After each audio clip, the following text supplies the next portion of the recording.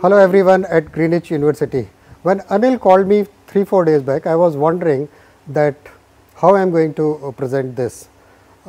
After exchanging few mails with Anil, I thought the best way would be to portray what India is and where the potential lies for you guys.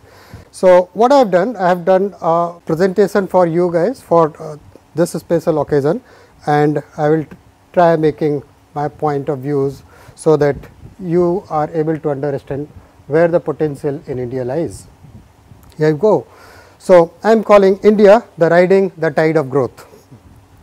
Please do not mind the color theme of this presentation, which is of gold, because long back I learned that if there is a gold rush, never to be part of the gold rush, then in case we are not there to make maximum out of the gold rush, then how we are going to make money?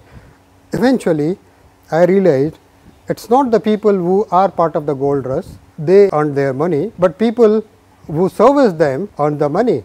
So, I thought the best way would always be that let us be around the periphery of the gold rush and keep on serving the people who are going for the gold rush, and that is how you can make good money. So, supply clothes, supply food, supply shelter to the people in the gold rush, and if you are the guys who are the suppliers to the other industry, maybe India may be the future destination for you, because certainly there is a gold rush because of the potential of India. India is changing and India is one of the fastest growing economies of the world. The per capita income has doubled in the recent years. In fact, 2004 this per capita income was $657, which is now in 2014 in 10 years has grown by 2.5 times and stand to something like 1657 USDs. So, that means the disposable income of the people is increasing. India also is home of the largest middle class, and which will be double in next 10 years time to come. I guess you all know the potential of mobile subscriber base in India. India has now approaching a 1 billion mark in mobile subscription, currently at 924 million and adding close to 3 million approximately every month.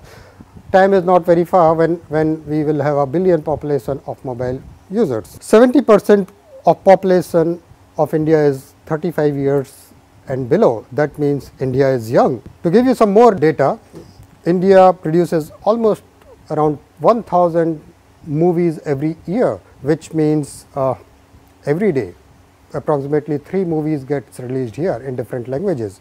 In Hindi they produce almost 120 movies, in Tamil they produce more than 150 movies a year, and in Telugu almost 140 movies are produced every year.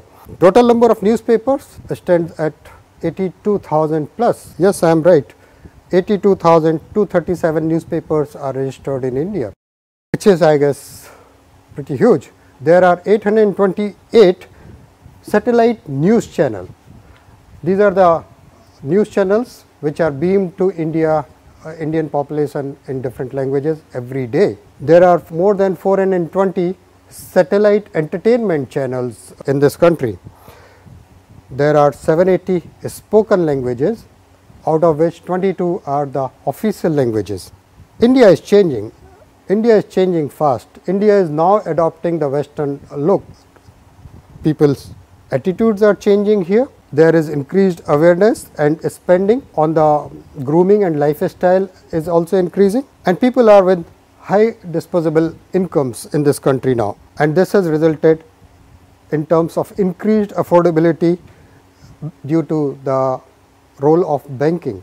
Banking sector grew in recent years in India. The biggest thing, but what has changed is the mindset of the people. India is not anymore the population of the people who came out of independence era and struggling. Now people like to spend. Now saving has taken a back seat and not at all the priority. So I guess soon Indians will also, like other Western countries, will start consuming. So that means the timing is perfect for you. It couldn't have been better. With a new government change in India, there is lot of positiveness in the industry environment. There are major policy changes which are on the cards, and the new Prime Minister Modi is promising the single window clearances for people like you. Having said all that, it's India. But when you will come to India, you will be prepared not to see any white faces. You won't find many here. You will struggle and be amazed with the lack of infrastructure available in India. For example, logistic clearance in this country takes around 23 days, wherein some of the other countries logistic clearance when any container shipment lands in the country is as low as 48 hours. So you can imagine what could be the problem area. We are the largest democracy and we are the proud of being so, but it has its own blessings and disguise. To explain you more, I will give you 2-3 more examples which can correlate that how the business is very different. Two big MNC companies, one named KFC and one named McDonald's, launched way back in 1990 or let us say 95, 96. But Kentucky chicken got fried here. They still struggle because they fail to understand that Indians are majorly vegetarian and they could never took off. They still only have in India only the handful of stores and yet struggling.